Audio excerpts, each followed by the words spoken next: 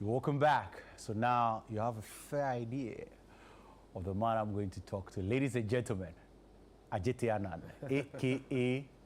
Apusha. Yeah, man. Do you miss that character though?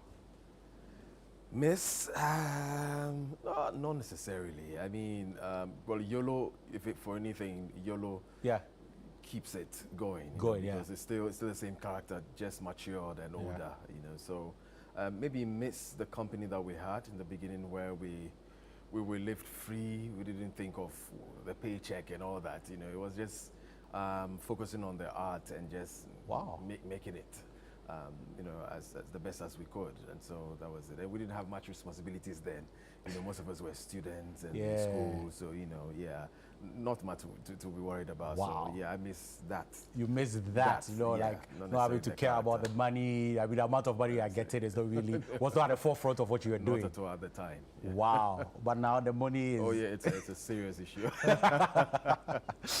Anyways, but you've been doing this for over 2 decades now, being on screen. Right.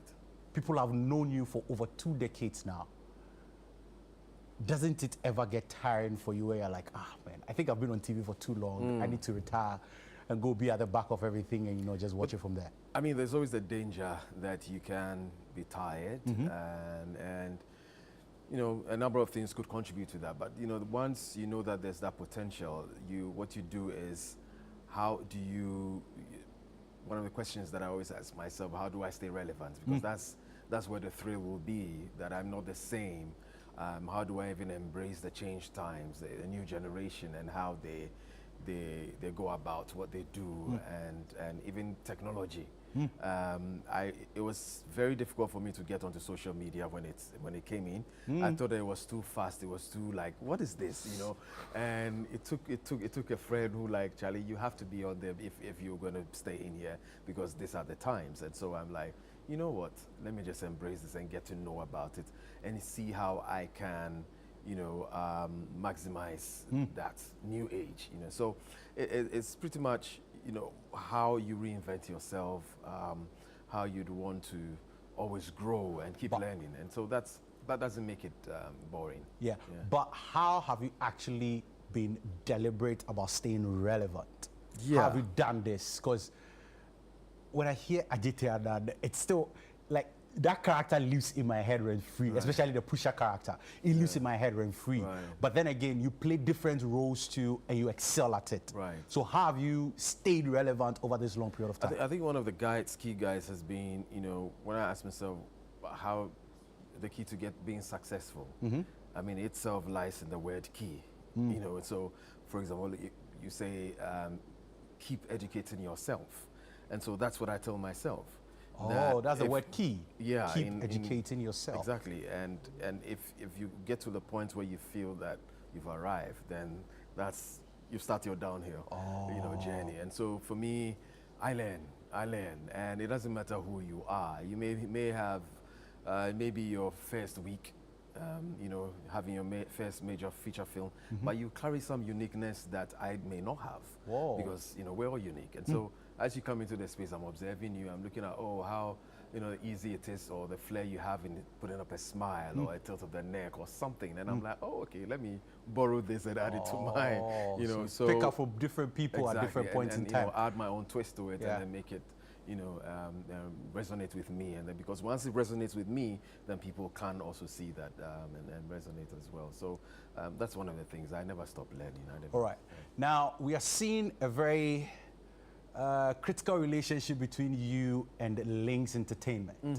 What is going on here? Because people are like Adjetey Anang and Links and Tygon Studios. Yeah. I mean, can you tell us more about that? Are you now signed on to Links? Oh yeah, for the past 3 years, they've been my management. They've managed me, and so that's on that level where we have that relationship. I mean, beyond that, and Richie has always, as he always says, admired my work from behind the scenes, and he had always hoped that one day have me on board, and so we're on the team, and it's not just about managing what I do, but every now and then trying to put our heads together to how can we improve what we have today, not just in the music, space. Because most people think, when they think Links Entertainment, they think in music. I know. So now having an actor in there is like, oh, okay, what's going on here? Can we know more? I mean, Richie and the team, they have a bigger cup that, they know that there's a vision for the future. So crossing carpets, it's not a big deal. And I mean, the movie, the product that has come out speaks for itself. And that's why I want people to see it, because for an establishment that is known for music to come out with the first feature, that is exceptional. That's beautiful. I'm very careful about my words, because I know that people will come back and prove me wrong. Yeah. So I'm very sure about what I say when I say it, and so when I put it out there that it's an exceptional movie on every level, it's a kudos to the team, because it's not easy. There are disciplines that you have to be very conversant with when you're crossing from video or music videos to film. Yeah. The dynamics are very, they may similar but very different, and if you're not careful, you may not hit the mark. And so they did that very well, and of course with the help of the director Pascal Akas. So all right. Now let's talk about the movie. I mean, since you've mentioned it. Sure. Number one, let me tell you, what fascinates me about the movie is, number one, the title, Porn. Now, it's not a porn you're thinking, get out of there, come closer. Right. But one of the pieces on the chessboard, which happens to be the pawn. That's right.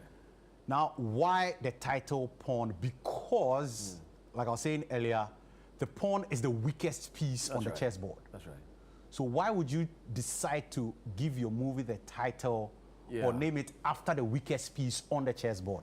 Why not the strongest piece, which happens to be the queen? Well, it speaks directly to what the story is about, and how we're quick to sacrifice the weakest link. Even when you look at even game, I think there's a game in Britain called The Weakest Link, where the person who performs less is sacrificed, sits out, and it permeates in all walks of life. And isn't it easy for politicians to take advantage of the weak in the society? Easily to ignore them or sacrifice them. Same with chess. When you're playing the game of chess, to be able to keep the king or queen safe, you have to sacrifice the pawns. And so, but does it always work out? What if you push the pawn to the edge and he or she says they are fighting back? Okay. Because they know you so well and know how to protect the queen and king, they can also decide to, look, let's leave post and then expose the king or queen. Yeah. And if you look at it in even in life, whether it's a family setting, societal settings, we must be very wary of those we consider weaklings. Because deep down in there, they are not. They are not weaklings. They may appear that. And so this is what the story speaks volumes about. And the twist in this story would make people sit up, whether it's political, whether it's whatever that you want to read into it. And it's a must watch for all of us. Yeah. It's a must watch. Especially in times like this. Yeah. The times that we are in. I find it very interesting when you situate like the description, let me put it that way, for the movie in literally every walks of our lives, like our political setting, family setting. It's metaphoric. Everywhere at all. Now, how was it, putting the movie together? Because I'm seeing some really great legends in there. You have Fred Amugi in there, you have Sikose in there, yourself in there, working with like a director like Pascal Anang. Tell me about like the crew or the cast putting all this together. The challenges, the success stories for you. One of the success stories is that the movie is going to be out very soon. So that's like one of the biggest success stories. But can you tell me about it? Well, I think the one advantage that we had was that Links already had a team that they've worked with for a long time. They're their own family, and they've seen all the challenges, they've overcome them, and now they've transitioned into film. And so that spirit was already there. And now how do they relate to actors and actresses? Normally they would relate to actors and actresses when there's a video or a story about a video. So, you have a music video, then there's a story running. That's what they do with actors. But on it, for that stretch of a period where we're shooting, it was new. And so, luckily for them, they were very specific and, with the characters that they chose. And so They were very intentional about those that they wanted to work with, not just those who could easily translate what you have on script, you know, in terms of through delivery, but also those who working relationship would sync well, because you need everything to sync for us to have a good product. You know, if somebody has a bad day, obviously you don't get the best out of the person. And so they're very intentional with it. I also had to rely on a few people that I knew, because it was I also co-produced in a way with Links, and so I also brought on people who I also thought that could also help make this great. So it was more of a collaborative thing. The people being excited to be on board and bringing their A game on, and the script was never done until the last shot, because we kept putting in and taking out. So it was a collaborative piece. Yeah. Beautiful. Now, like I said earlier, I mean, in the intro, you have been around for a very long time. You've seen when we were shooting with like the, you know, the big cameras and then the one pieces, and you know, the editing was a whole issue on its own. To, I mean, we've evolved over a long period of time to this point where we are. When you look at the evolution that we've had in our movie industry, how appreciative are you of the space that we found ourselves in, especially that evolution? Because when people look at the things we do for love, and I'll be referencing that a lot because that's what most people will resonate with most, but things we do for love, the Who Killed Nancy, I Told You So, all of that, to the Princess Tyra days, to now where we are. How do you appreciate the times that we find ourselves in? I think that it's been a blessing, you know, in a lot of ways. You know, we've evolved, but I think that we've done so much more technically. Technically, okay. You know, in terms of what's gone into, you know, even the creation of shots, for example. When you look at some of the shots that the director Ivan Kwashiga took those days, he wouldn't take them today. You know, he's relent on the job, and he knows that today he's doing much better. And so on that front, we have evolved. As to whether we have evolved in terms of the craft itself, that's where we've been a bit slow and stagnant, because I think that most people have relied on just talent and flair. But a side of the craft that needs engagement is the skill. And I think that because of the age of social media as well, the aesthetics of show business has rather taken over. And so, you know, looks, flair, ability to you know, sort of string words, you know, and sound grammatically intelligent, but then the meaning is still lost.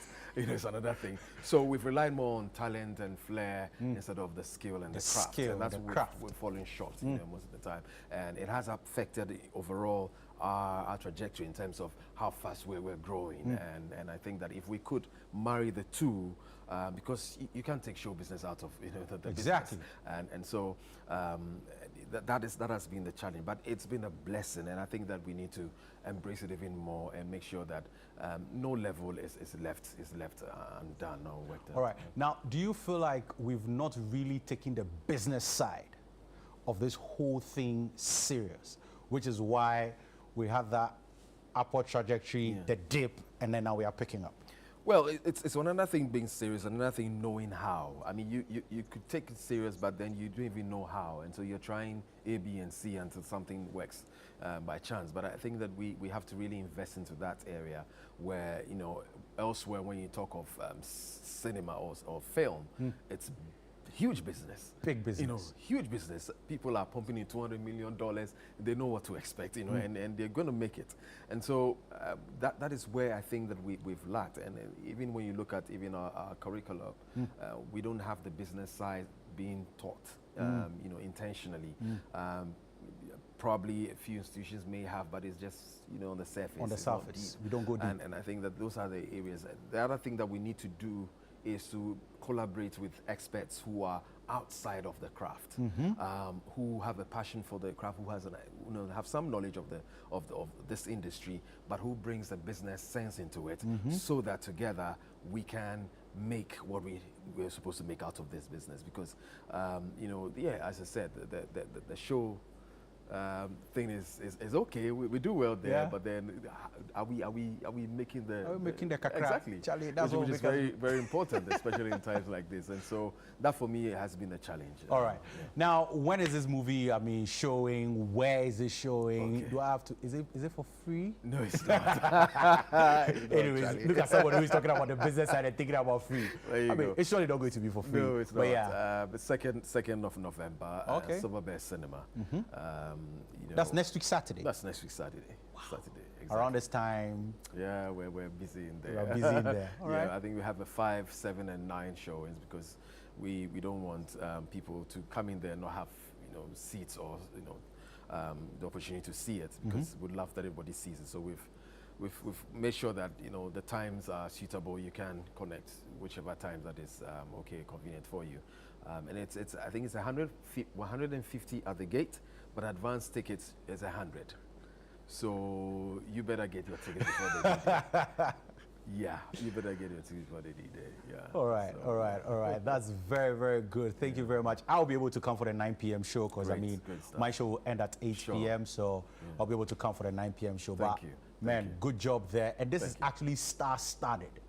You know, I am super excited. We have you in there, ever growing younger and younger and Oh, younger. We have Sikose, we have Lydia Forsin, we have Nikki Samonas, Nikki, Prince David Osei, yeah. Fred Amugi. That's right. Let me tell you this thing about Fred Amugi. So, he's been off the scene for a very long time. And then I go for this stage play, The Gods Are Not to Blame. That's right.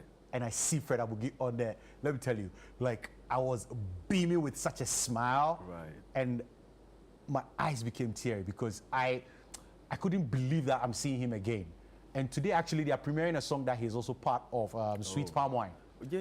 Yeah, Of course. they are premiering a movie that he's also part of. And I spoke to him. I actually even asked him about who killed Nancy. I was like, it's not him, it's the family and all of that. So it's very beautiful to see, bringing the old people to actually play the old man roles. Yeah. Because, sometimes you're old boy, then they put him Yomo, I know.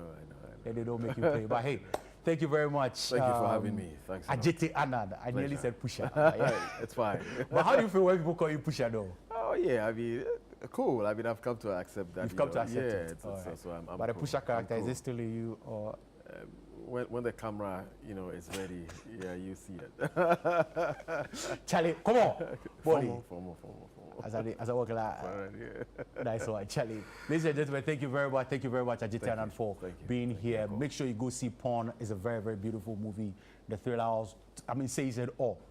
So make sure you go see it. 2nd of November, Silver Bear Cinemas, 5 p.m., 7 p.m., and 9 p.m. If you get your tickets in advance before next week Saturday, 100 Ghana cedis. But if you are waiting to be at the gate to get it, you're going to get it for 150 Ghana cedis. The choice is yours. Thank you very much, Adjetey.